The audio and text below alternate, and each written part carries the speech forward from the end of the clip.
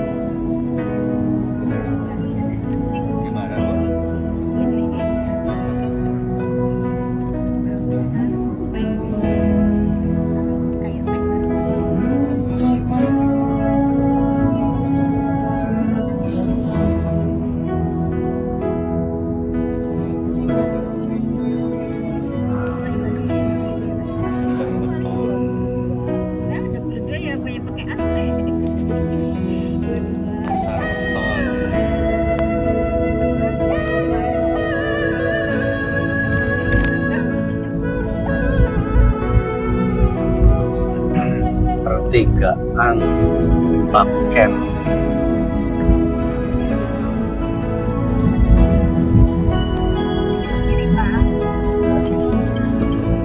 Kita mau menuju ke masuk jalan Diponegoro.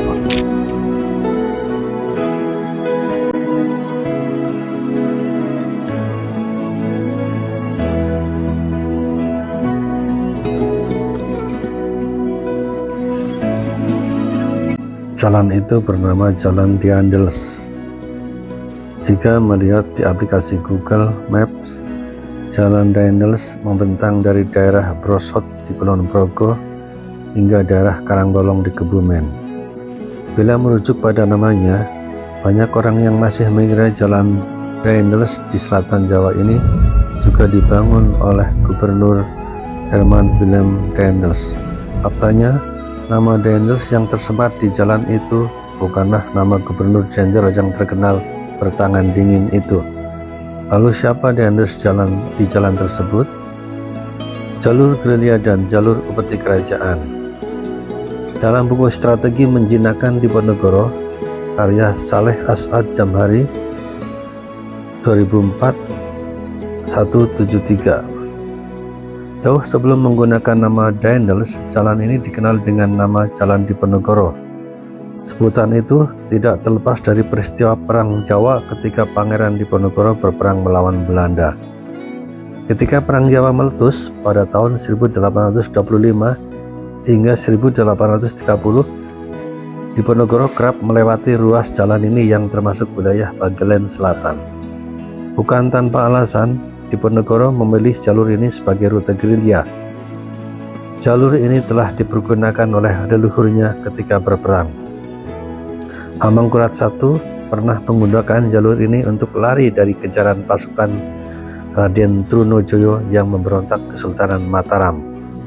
Pada masa kerajaan Jawa, abad ke-14, banyak kerajaan memanfaatkan jalan pesisir pantai selatan Jawa ini sebagai jalur penghubung.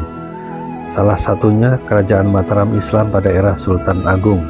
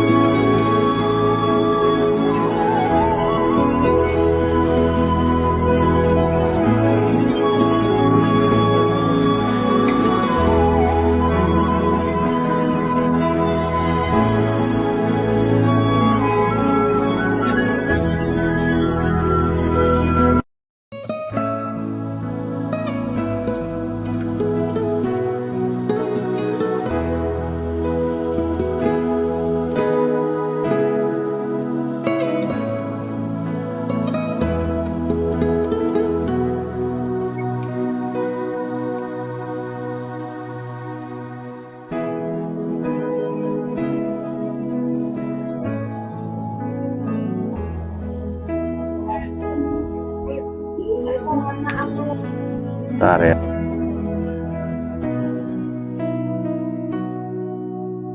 Oke, Mas. Ya, oke. Setelah dari kita lurus ya. Setelah dari Di kiri ya. kiri, kita ke kiri dari Mbak Sum, Bude Sum, kita ke rumahnya Pak Dedal Diri. Ini masih menyusuri Jalan Diponegoro ya.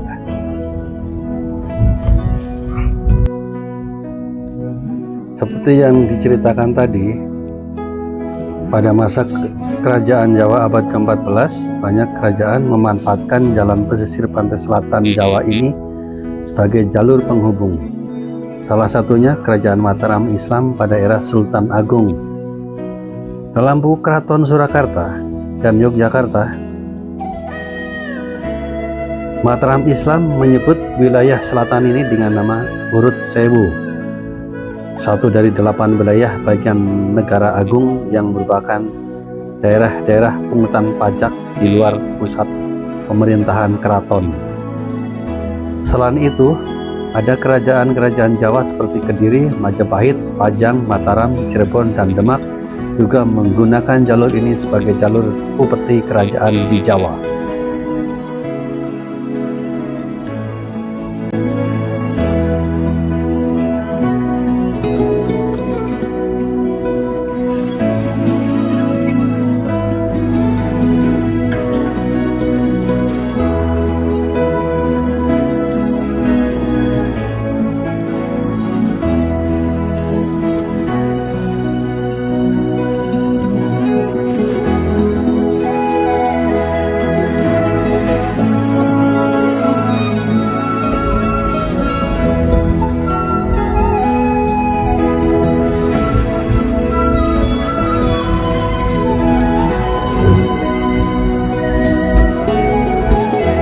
Ya, kita belok kiri masuk ke Jalan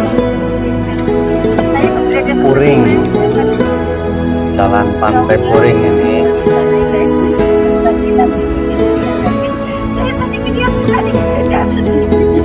Jalan Pantai Puring.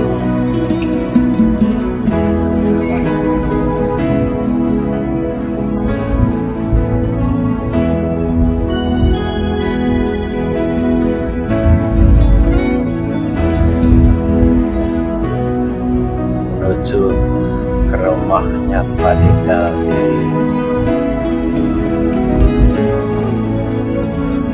Ini arah utara ke arah kecamatan menuju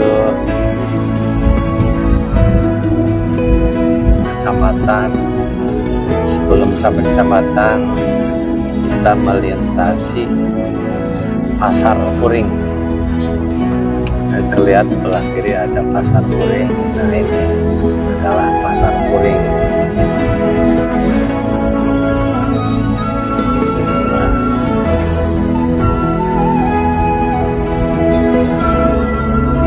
Jauh. Nah, ini sebelumnya ada juga Masjid Kauman. Nanti belok kanan Om, di sini Om, pas di pertigaan tempat kecamatan kita belok kanan.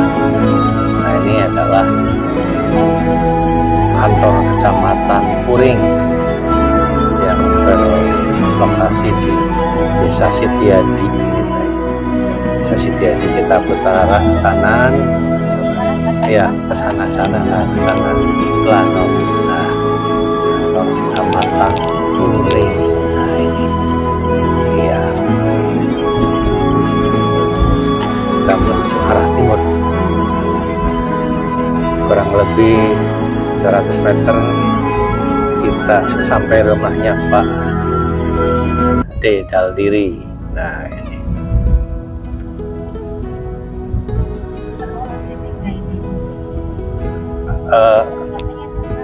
di rumahnya ada, tapi mampir aja nanti. Dikit lagi Om, dikit lagi ke kanan. Nah, ini pelan-pelan ke kanan, maju. Nah, hop, kita masuk ke kanan. Nah itu yang ada itu. Nah, kanan, op. Nah, kanan. Nah, ini adalah rumahnya Pak Deda. Nah, ini rumah congklok zaman dulu. Alhamdulillah sudah sampai.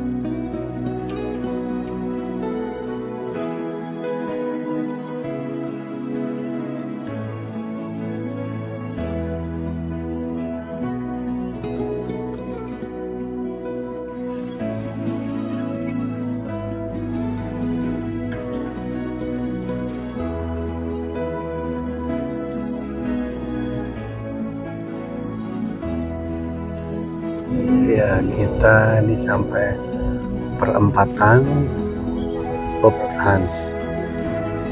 Ya, maju kita. Perempatan Kreweng ya namanya.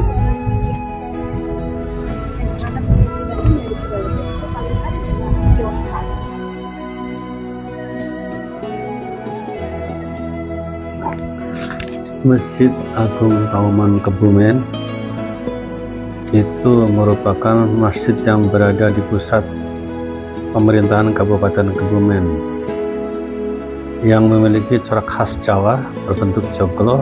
Ini berada di Jalan Pahlawan nomor 197, Potosari, Kecamatan Kebumen, Kabupaten Kebumen.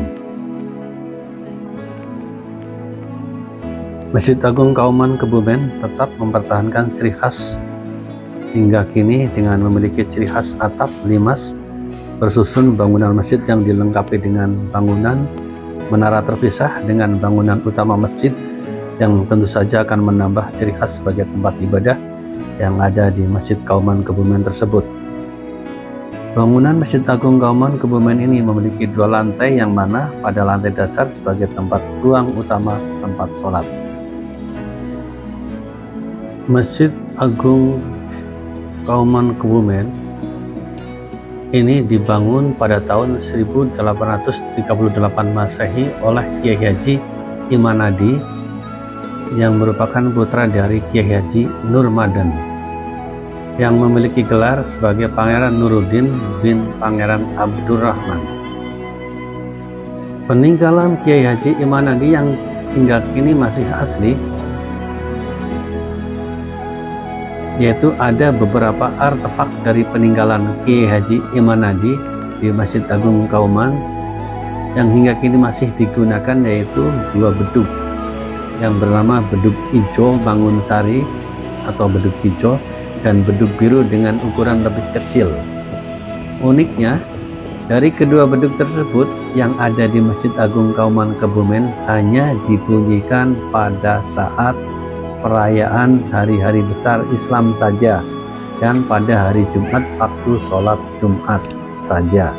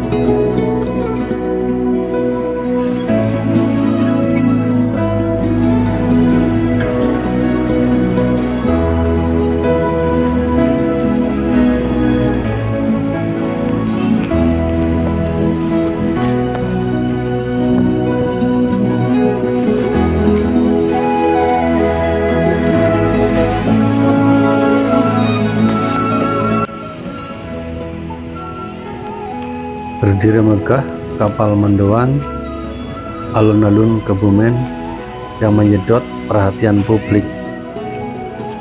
Keberadaan kapal mendoan yang merupakan kepanjangan dari mangan enak karo dolan di alun-alun Kebumen itu menyedot perhatian banyak warga, padahal pembangunannya belum 100% selesai. Tidak sedikit yang memberikan komentar bahwa keberadaan kapal mendoan itu menambah indah dan cantik dan merupakan magnet tersendiri dan ikon baru dari kota Kebumen. Kapal mendoan ini sebenarnya untuk menampung para PKL yang tadinya berjualan di kawasan alun-alun agar bisa ditata lebih rapi. Semua pedagang yang menempati kapal mendoan nantinya tidak akan dipungut sewa lapak, namun hanya dikenakan biaya retribusi.